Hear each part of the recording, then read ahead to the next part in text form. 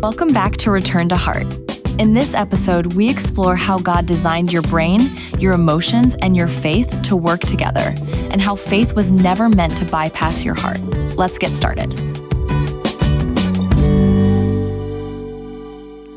What's always been so fascinating to me is how they are still digging up archaeological sites in the Middle East, okay? That they're finding stuff that when they find it, they say, oh, that king talked about in Chronicles, he really did exist. Or that battle that the Bible talks about, oh, this really happened. Mm-hmm. And yet what we've done for years, people are skeptics about the Bible. They will say, well, the Bible's not a historically accurate document because that king never existed or that battle never happened. But there has never been in the history of anything that dug up in the Middle East, okay, that has not proven the historical accuracy and reliability of the Bible. It's never contradicted it. Mm-hmm. It's incredible what it says about the Bible. I think in the last couple of months, there was another dig that came up. Wow. And they exposed this stuff. And every time I go, well, of course, right? Well, in that same vein, we are excavating the brain. Science is. Our ability to look at the way our minds work and the way the human interior structure helps us to operate and how we flourish as humans. We're learning more about this in the last 20 years, okay, than we have ever known about how we're made, like looking inside of us and the way the neurons fire and the pathways are created in the brain and all this. And here's what we're finding. Every time we discover something about the brain, I look and I go, oh my goodness, like that's what the Bible was describing. Like that's how God says we're made. That's how God says we'll flourish.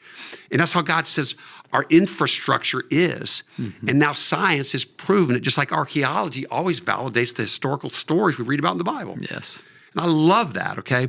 So this topic of how we bring our neurobiology, our physiology into our spirituality and our relationships, to me, is fascinating. Mm-hmm. And I can just tell you, it's doing the same thing. It just confirms what God says about us. And especially as we talk, we're going to go again today. This is the second part of a two-part on this. Mm-hmm. If you haven't listened to the one before this, finish this one and then go back to that one because it really builds. But I don't want you to pause this one and go back first. Just listen to this one, but then go back. Because we're going to talk a lot today about this is how the brain works. And this is one of your areas of real expertise, Phil, as a clinical therapist. But it's really been your area of deep study, and I want you to just blow us up on that. But I want to start by quoting.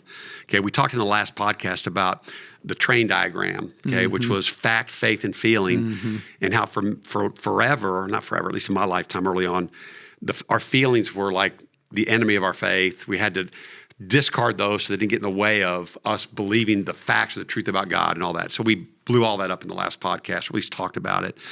And I want to start out by reading from a theologian who, it doesn't matter whether you're Calvinist, Arminian, Baptist, Presbyterian, let's not go into that category, except here. I want to quote from a theologian who was not a navel gazer. Mm-hmm. He was not a humanist, okay? There was no self-help in him, okay?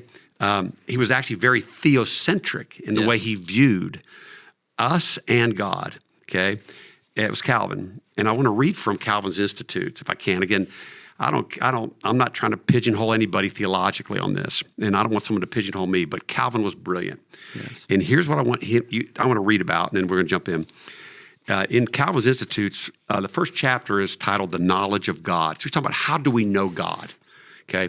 And I said in the last podcast, I said, what the truth about me is going to reside in the feelings that I have and the vulnerability of a human being that let me apprehend what is true about the facts about the person of God who actually loves me as a human, okay? And how the chemistry of the caboose and the engine of the train is so critical. So we want to address some of that today. But I want to read from Calvin. Okay, on the knowledge of God. I'm going to read right out of here, and then you jump in. Here's what Calvin says. Actually, under the title, The Knowledge of God, the subtitle, the subheading of Calvin is, he calls it the knowledge of God and, knowledge of God, engine on the train, and the knowledge of ourselves. Caboose. Watch this. He says, I love the language, so stay with me. It's a little bit Calvinistic, but he says, nearly all the wisdom we possess, that is to say, true and sound wisdom, consists in two parts: the knowledge of God and the knowledge of ourselves. But while joined by many bonds, which one precedes and brings forth the other is not easy to discern. He goes, I don't even know which one comes first. Yes. In the first place, he says, no one can look upon himself without immediately turning his thoughts to the contemplation of God in whom he lives and moves. In other words, no one can look at what's going on in the caboose and not have to start thinking about the engine. Mm-hmm. For quite clearly, the mighty gifts which we are endowed are hardly from ourselves. Indeed, our very being is nothing but subsistence in the one God. He says, then by these benefits, by the benefits of seeing both of those things, not just one, not just knowing who God is, but also knowing who I am in relationship with God. Okay, and what I'm going to say, I'm going to summarize this in a second. What he's saying is, you won't know yourself unless you know who God is, and you won't know who God is unless you know something about yourself. Okay, but here's how he says it. Then by these benefits, shed like dew from heaven upon us, we are led as by rivulets to the spring itself. In other words, this knowledge of what's going on in me and my need of God that comes through the vulnerability of my experience in the world emotionally, that's like dew that falls from heaven, that hits a leaf, that forms a drop, that drops into a stream that leads to the spring itself. He says, indeed, our very poverty better discloses the infinitude of benefits reposing in God. He says the miserable ruin into which the rebellion of the first man cast us especially compels us to look upward. Thus, not only we in fasting and hungering seek thence what we lack, but in being aroused by fear, we shall learn humility, who we are in relationship with God. For as a veritable world of miseries is to be found in mankind, we are thereby despoiled of divine raiment. Our shameful nakedness exposes a teeming hoard of consciousness of our own unhappiness as to attain at least some knowledge of God. Accordingly, the knowledge of ourselves not only arouses us to seek God, but also, as it were, leads us by the hand to find him. Wow. It's a powerful picture. Leads us by the hand to find him. To find him. Yes. Amen. And if I may say with all due respect, that's not what cabooses do. Oh, nice. Right. Yeah. We're not talking about emotionalism. We're talking about the vulnerability of having feelings about a world where we weren't made, where the world was supposed to work and it doesn't. Yeah. Anyway, go ahead. Well, there is a place in Scripture there is. about that. One of many, many, many, and it's easy to miss. And that is a robust, Calvin, stout apologetic around what we called in a previous podcast, how the train works. Yeah. And Calvin said, no, it's that vulnerability and surrender and sensitivity to the internal world that takes us by the hand and leads us to him. So there's a scene in the book of Acts. Paul is visiting the Ephesian elders, and I just want you to listen to this. It's just a short the very end of his visit. And when he had said these things, he knelt down and prayed with them all. These are the elders of the Ephesian church. And there was much weeping on the part of all. I'll say it again. There was much weeping on the part of all. They embraced Paul and kissed him, being sorrowful, most of all because of the word he had spoken, and that they would not see his face again. And they accompanied him to the ship. So it's easy to read things in Scripture and go, yeah, Paul went to Ephesus and met with the elders. And then he got on a ship and left, and it's like, whoa. They were gathering around. They were weeping and hugging and embracing, and they accompanied him to the ship. It's as if they're going, well, we'll go with you. Bye. What a picture of attachment. Yeah. And I don't know if it's true up in the Ohio world, but man, in the South, when you leave somebody's house, you just kind of leave in stages. And that last stage, you sit in the living room, well, we better run on now. And then an hour later, you're pulling out the driveway because there's the porch stage and then the driveway stage and getting in the car, then saying goodbye stage. It takes a long time to say goodbye down here. Yeah. But, it's attachments. Yeah. I don't want you to leave. My grandfather had this old saying, I'm now repeating it to my son and daughter-in-law with rolled eyes. He would say, every time we would leave, he'd say, I'd rather leave myself as to see y'all go. It's just this way of saying, I'm so attached. I love you so much. I don't want you to leave. Don't want you to leave. And so that passage, that scene, it's Acts chapter 20. John Calvin wrote a commentary on the book of Acts, and he is talking about this scene. He's talking about what I just read. And what you're going to read there? I'm going to read in the front of your Bible. Yeah.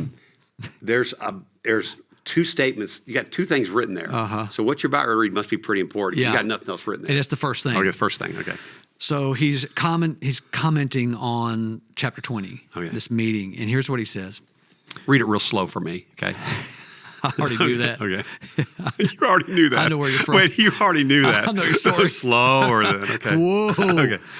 Many falsely suppose that feelings which God has implanted in us as natural, not just for you. I'm going to read that again. Yeah. Many falsely suppose that feelings which God has implanted in us as natural, a naturally occurring thing.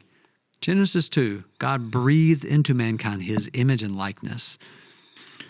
Those feelings proceed only from a defect. So many falsely suppose that these innate feelings that we have are a defect. That's what's wrong with us. So many suppose that. Sadly, often in the church, many have said, oh, well, if you have feelings and you let feelings do their work, you're defective, you're weak, you don't have faith. Calvin says that's a false supposition. He says, accordingly, the perfecting of believers, sanctification, formation in Christ, accordingly, the perfecting of believers does not depend on their casting off of feelings, but on their yielding to them. And controlling them only for proper reason. And what is the reason for feelings? Ultimately, to drive us into deep recognition of neediness. Yes. The centrality of the gospel and how Christ meets us in that neediness and pays what we can't pay for. And so that... Well, and not only with God, but that neediness is how we attach in relationships. I don't mean pitiful needy. I mean, I need you. And you need me.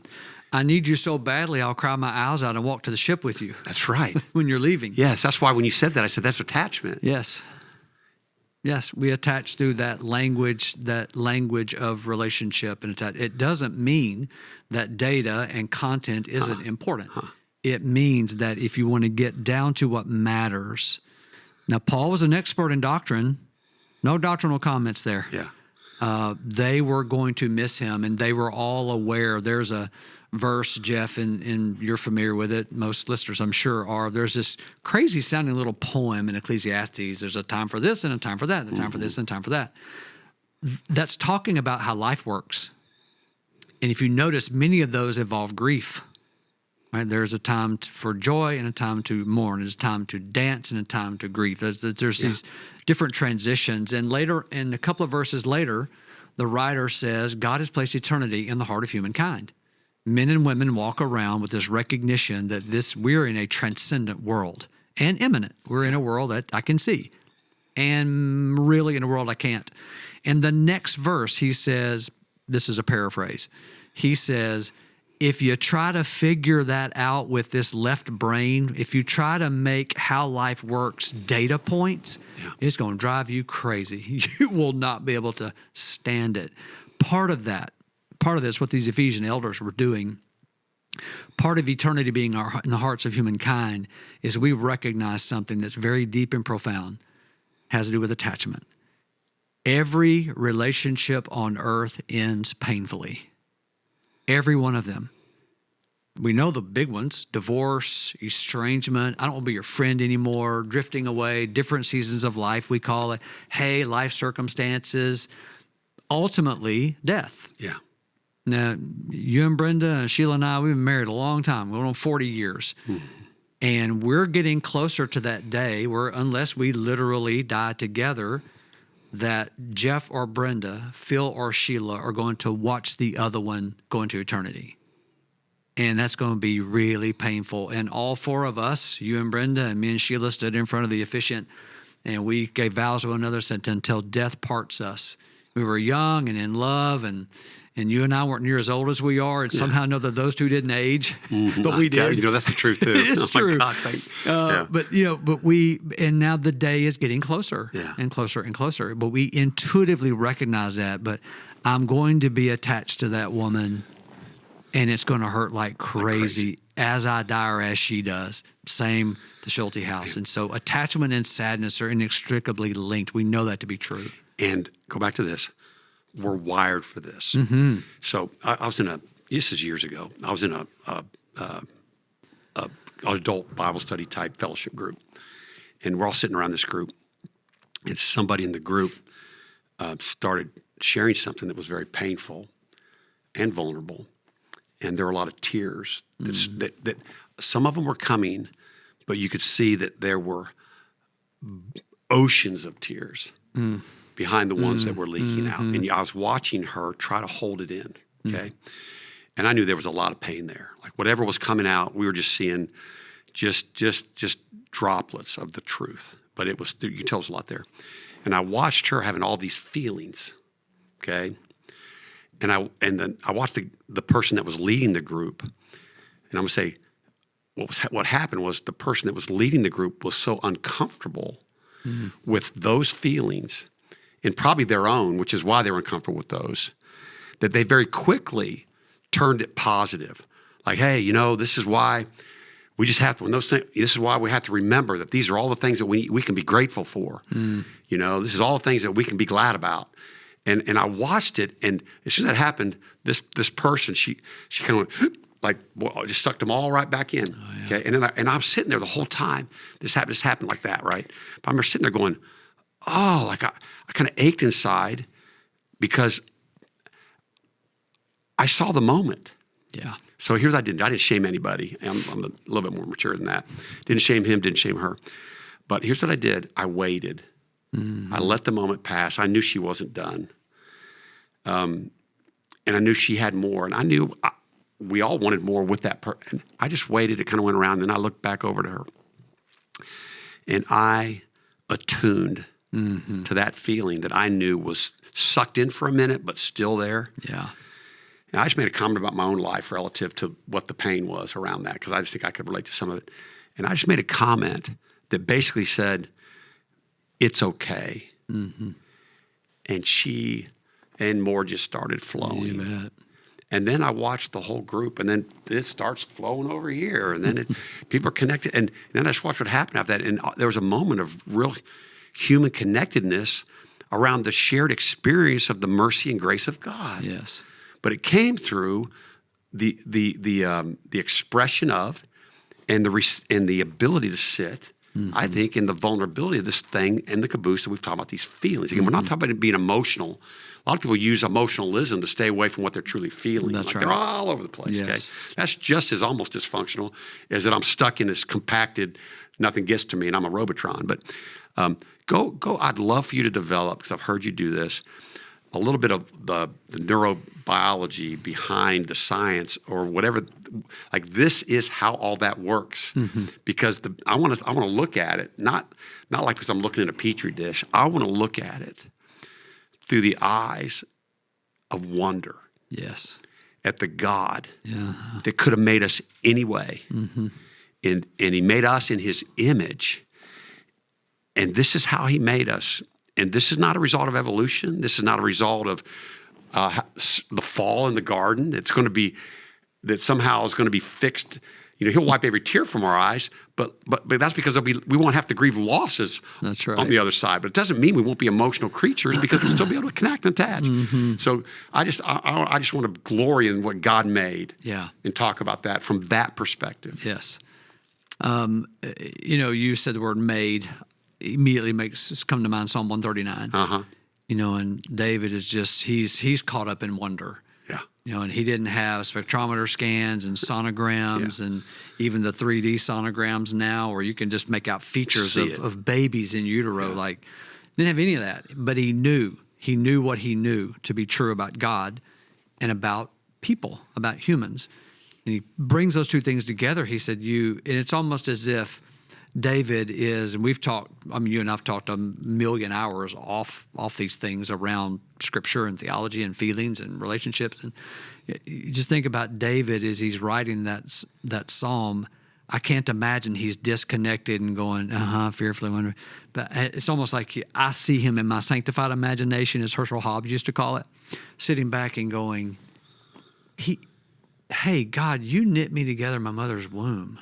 Oh, yeah. Like you formed me. It was like it wasn't a factory. You made a David and a Solomon and on down the line. It's almost like he's almost sitting back and going, man, that's just hard to believe. Like you knit me together, and it's almost like this crescendo says, surely I'm fearfully and wonderfully made. Fearfully and wonderfully made.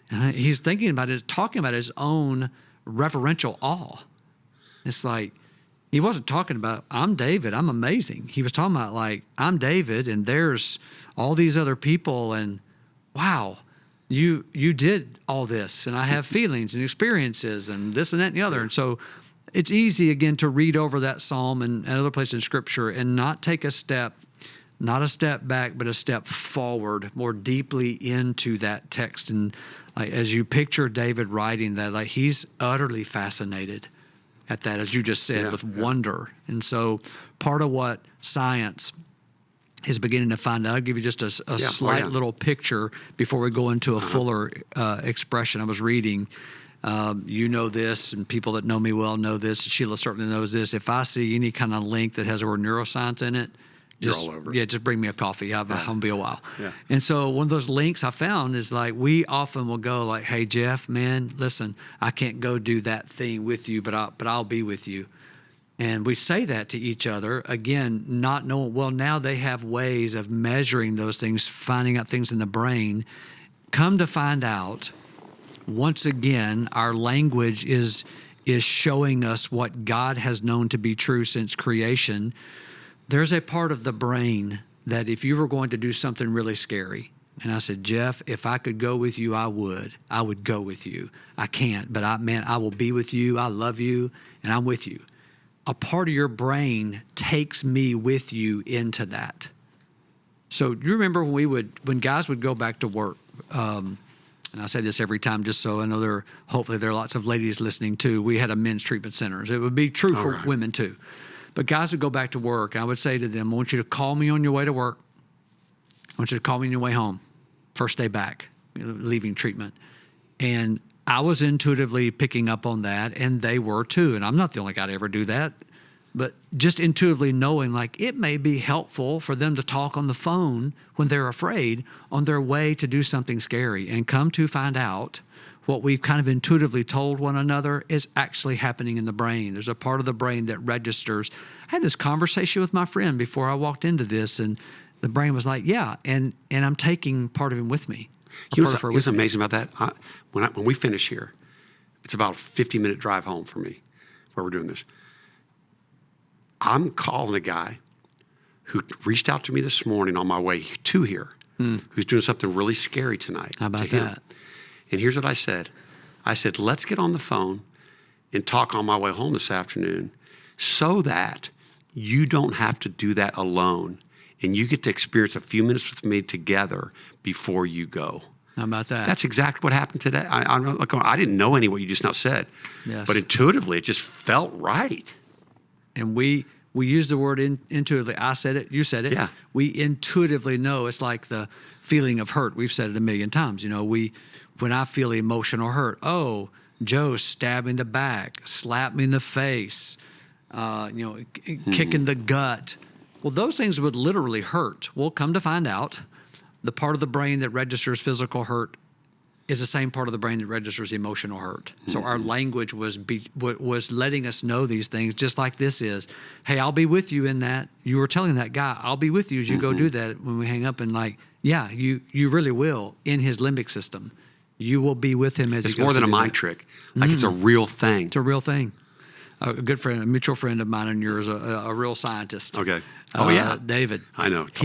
He says, in kind of in a similar vein, he goes, there's a part of the brain when we're injured, traumatized, there's a part of the brain that begins making a plan to never let that happen again. So it's kind of the opposite of that. Yeah, But it's the yeah. same thing. It's like the brain is this amazingly complex thing. And so sometimes it's helpful to just sketch out a very basic, 100,000-foot view of that. So thinking about what David wrote in Psalm 139, thinking about just this little snippet that you're going to call this guy in an hour or so and talk to him. And whatever he's going to do, Jeff will be with him, literally with him, literal in terms of that conversation being stored in his brain that feels like you standing next to him. That's amazing, isn't it? Yeah. And so, you've heard it, I've heard it, I've said it to people, I've said it to you, you've said it to me. And talking to you on the way into that was so helpful. I'm so glad. And what we're saying is, hey, I'm so glad you walked in that room with me, though you literally didn't. How many times we see this in the scripture too, where even somebody's getting ready to go do something, and the reassurance is, first, I'm not leaving here. I'm not leaving here if I don't know you're with me. Yes, Moses. Yeah. Mm-hmm. But if you are, okay, we're going. Right. We're going. Yes, we're going. But the brain actually does that. It does that. Talk about how it does it. How do those things work together? The engine and the caboose. Yeah. So we have, a physiological life that has to be attended to. That's called the brainstem. And inside the brainstem, the spinal column, data comes in through that pathway up the brain to the back of the brain. And so I will tell people, I'll say, hey, do you remember coming home from school when you were a kid and your pet snake was waiting at the door for you? Just couldn't wait for you to get home. And it just couldn't wait. Oh, it's just lapping and panting and crawling in your lap. Yeah. And it's just so glad. And the people looking at me like I'm crazy go, oh, that's right. It wasn't because it can't attach. It's a reptile, right? It doesn't have that part of the brain. So brain stem cares nothing beyond physiological stability. Okay. Breathing, blood pressure, reptile. Pulse rate. It's a reptile. You ask a mama snake, what'd you eat your baby for? I was hungry. No feelings about it. No attachment. Yeah. What do you mean, baby?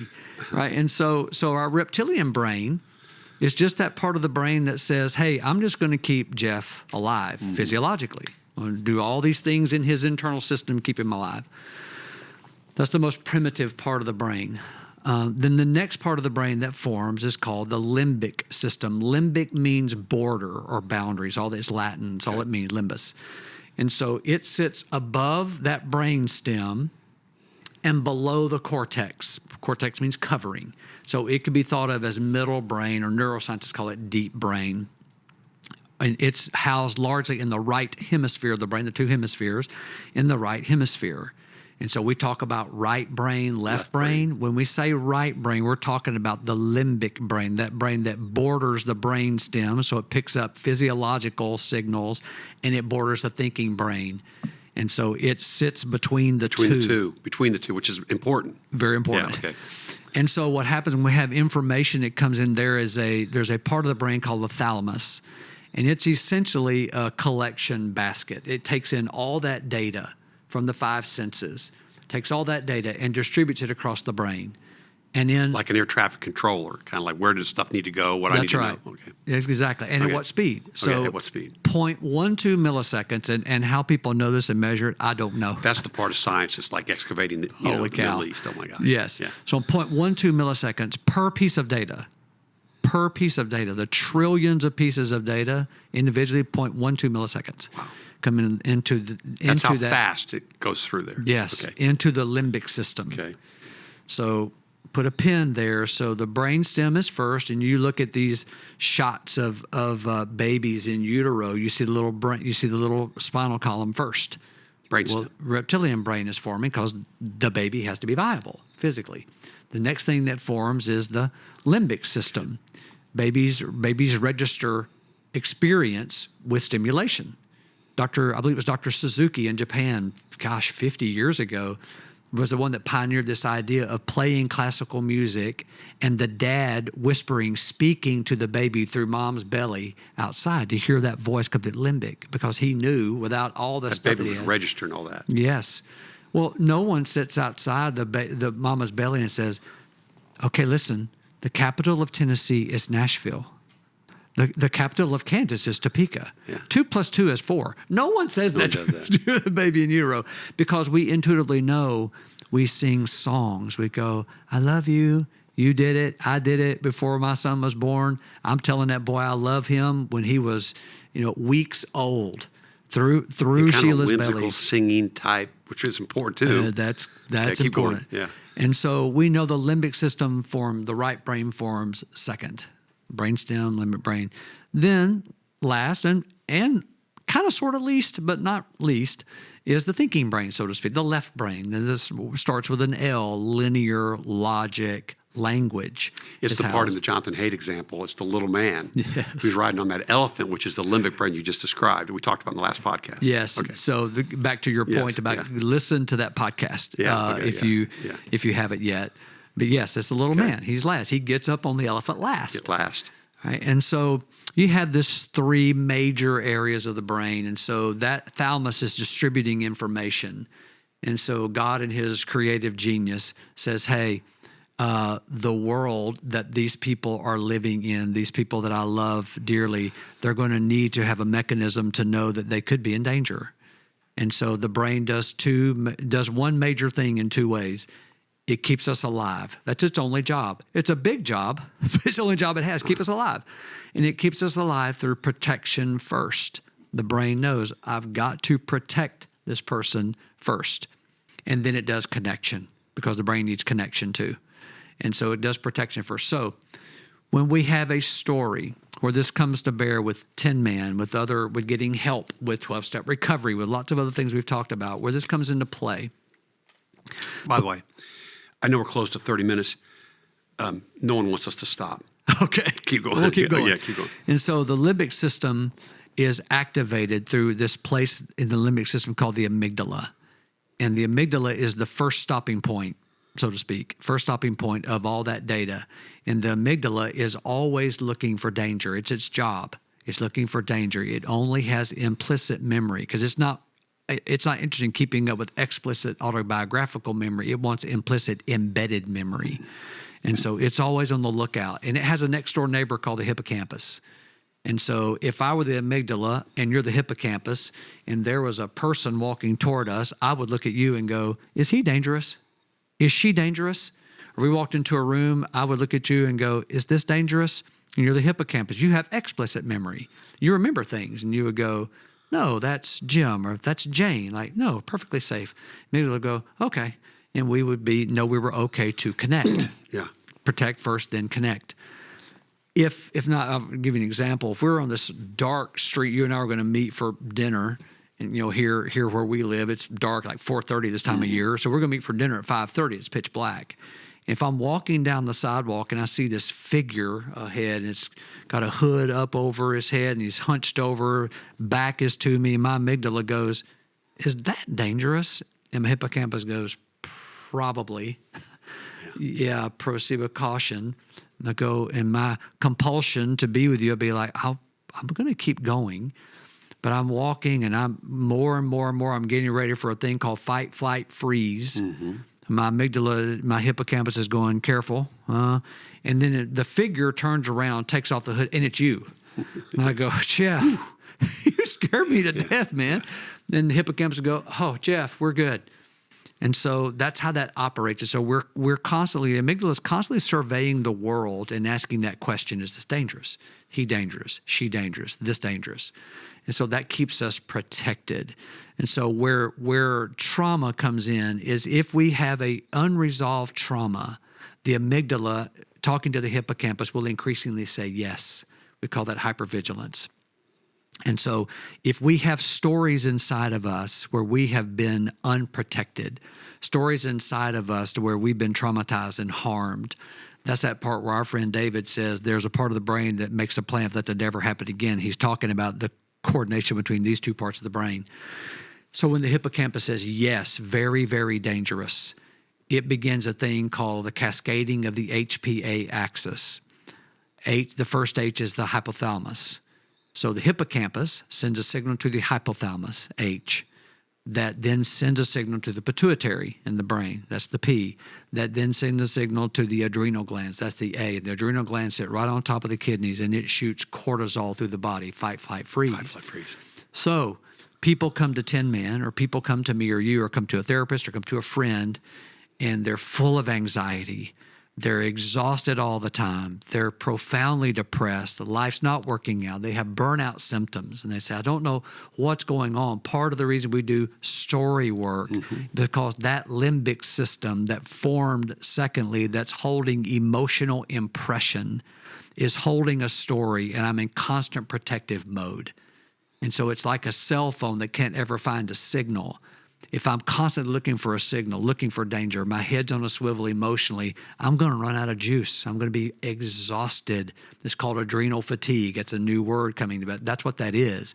So I've got adrenal fatigue. I'm always on the lookout for danger. So I need to sit with someone at Tin Man. I need to talk about that story. Now, we're going to bust 2 myths, and then we'll be done.